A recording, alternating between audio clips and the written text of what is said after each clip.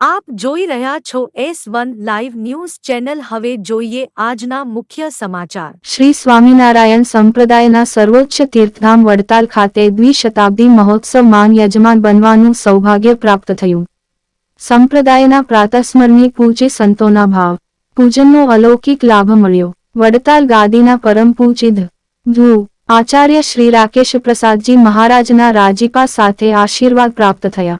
પૂજ્ય ગુરુ શ્રી નૌતમ પ્રકાશ સ્વામીજીએ દ્વિશતાબ્દી મહોત્સવનું સ્મૃતિચિહ્ન આશીર્વાદ સ્વરૂપે આપ્યું। આ પ્રસંગે જૂનાગઢના માજી મેયર તેમજ પૂર્વ ગુર્જર ક્ષત્રિય કડિયા જ્ઞાતિના પ્રમુખ એવા અક્ષર નિવાસી ધીરુભાઈ ગોહિલના પુત્ર એવા વિવેકભાઈ ધીરુભાઈ ગોહિલ જેઓ આજ જૂનાગઢ ગુર્જર ક્ષત્રિય કડિયા જ્ઞાતિના પ્રમુખ તરીકે સેવા આપે છે તેમજ જૂનાગઢ જવાહર રોડ સ્થિત સ્વામિનારાયણ મંદિરમાં પણ ટ્રસ્ટી છે, તેઓ આજે વડતાલ દ્વિશતાબ્દી મહોત્સવમાં પૂજ્ય ગાદીપતિ રાકેશ પ્રસાદજીના આશીર્વાદ લઈને ધન્ય ધન્ય થયેલ હોય। સંપ્રદાયના અજોડ વારસાને ઉજાગર કરનારા અલૌકિક મહાઉત્સવનો આનંદ મળ્યો।